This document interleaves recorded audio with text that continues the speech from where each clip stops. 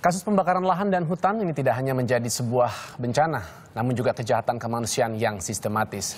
Berbulan-bulan sudah ribuan warga harus menghirup racun berbahaya. Lalu bagaimana penegakan hukum atas kejahatan lingkungan tersebut?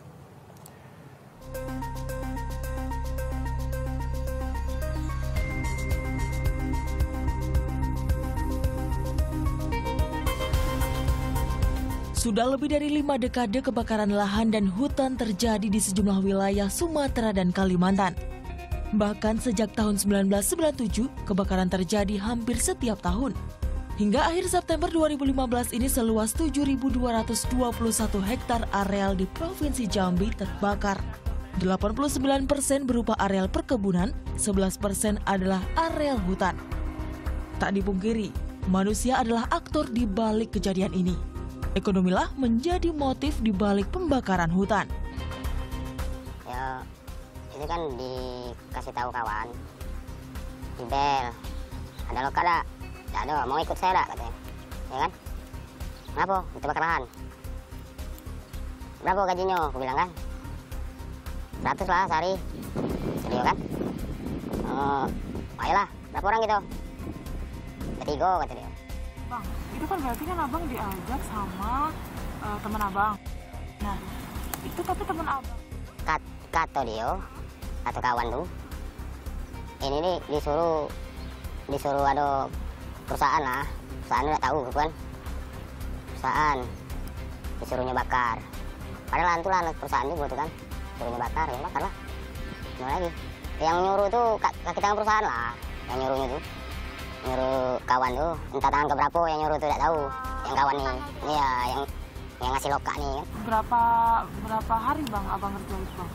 Semalam aja, semalam selesai. Lokasi mana lagi kan gitu. Kalau ada job lagi dia nelpon lagi gitu.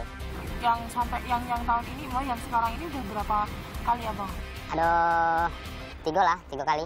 Itu berapa lama bang? Butuh berapa lama bang? Sebentar bakarnya, karena hari ini kan kering kan.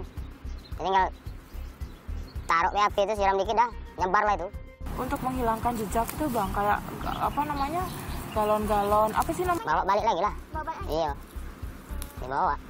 Kalau ditaruh situ, bahaya.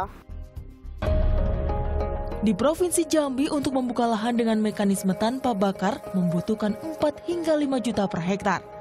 Sementara dengan membakar hanya berbiaya 600 hingga 800 ribu rupiah. Selain itu, kebakaran hutan dan lahan kian meluas juga diakibatkan ketidakpatuhan dan pembiaran. Terus ada faktor pembiaran gitu loh. Faktor pembiaran oleh perusahaan. Ketika musim panas, ada api, dan itu sengaja dibakar menurut saya. Dari mana apinya datang kalau nggak dibakar itu? Tiba-tiba muncul ya, biarkan saja gitu loh. Artinya keuntungannya lebih besar ketika lahannya sudah bersih oleh api. Dan begitu hujan datang, selesai, udah tanam kembali. Setiap perusahaan berkewajiban menanggulangi dan mencegah kebakaran.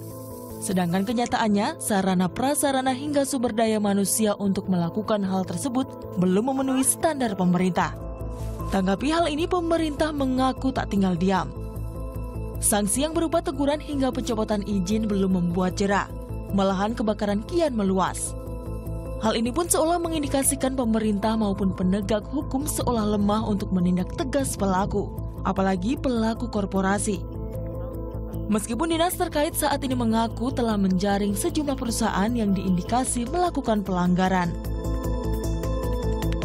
Kita evaluasi kejadian ini, titik api ini sejauh mana action daripada pihak perusahaan. Ya, kita evaluasi. Nah, 3 perusahaan ini kita rekomendasikan kepada Kementerian Kehutanan untuk ditinjau ulang izin tersebut, supaya dicabut. Di tahun 2015, kasus pembakaran hutan ini muncul sejak bulan Februari. Ada 64 perusahaan yang lahannya terbakar. Namun hingga akhir September ini baru 4 perusahaan yang masuk dalam tahap penyidikan dan menjadi tersangka.